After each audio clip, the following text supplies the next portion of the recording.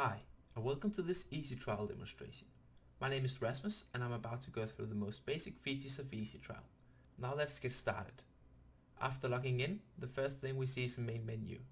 From here, we can create a project by clicking New Project to the left, typing in a name, and pressing Save Changes. So now we're in a project, and we get this menu to the left where we can start making our project. A quick note is that we can always see where we are if we look at location at the top. So we were at the front page and now we're in our project. Besides, there's a help button in the upper right corner. Here you can either download a manual which should contain all answers to questions you might have, and a ask for help button should this not be the case. Here you can ask us any question regarding EasyTrial. Most projects will at some point need to type in some data, and all data in EasyTrial is entered as a case report form. The case report form will be based on either a visit from a patient, for example as extra information for a tissue sample, or as a questionnaire survey which the patients will complete from home. To create a case report form, go to the left and press Schemas. Type in a name and press Add.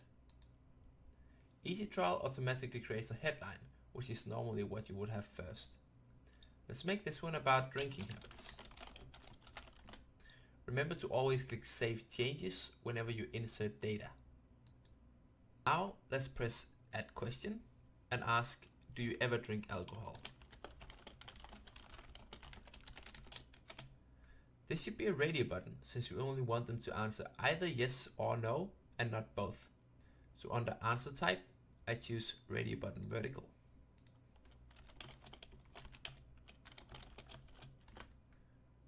Notice how I type 0 and 1 before the actual answer. That's because it's often nice to have your data as numeric values, which will be easier when we later extract the data to our statistics program.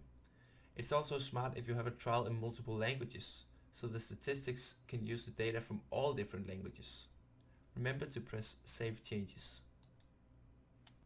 If I want to see how it looks, I can click Show with Rules at the top. Here's the headline and the question.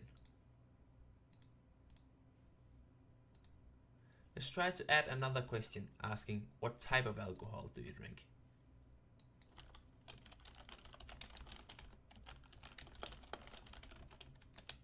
Here a checkbox would be better, since they might want to answer more than one option. So I'll take checkbox vertical.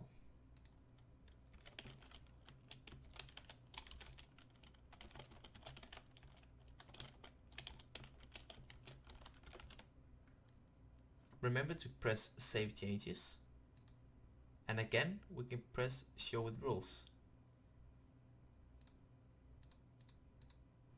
Now it would be nice if the second question only showed up if the first question was answered with yes. So we go back to the second question, what type of alcohol do you drink? Scroll down to the button and press Add New Rule. This rule will tell it to hide the question unless the first question is answered with a 1. And as you might remember, our first question, 1 was equal yes. So show with rules, do you ever drink alcohol equals yes. And then we get the question. If we answer with no, we won't. Now I want to show you how to get an overview of your trial. Go back to your project, then the main menu, and from here you can right click your project. It's an important note that you can right click a lot of stuff. I'm right clicking a project I made earlier just to show an example of how an overview looks. So I right click, go to reports and press task status. From here I can see an overview of tasks and visits to the different sites I have created. I can see they all happened in 2017 and how many were in June, July, August and September. If I wish to see a status for each visit, I simply click Show Status in the upper left corner. Now I can see how many visits were planned, cancelled, completed and so on. The last thing I want to show is how to extract data. Go back to the main menu, and from here we can right click our project, and this time we just choose Export Data.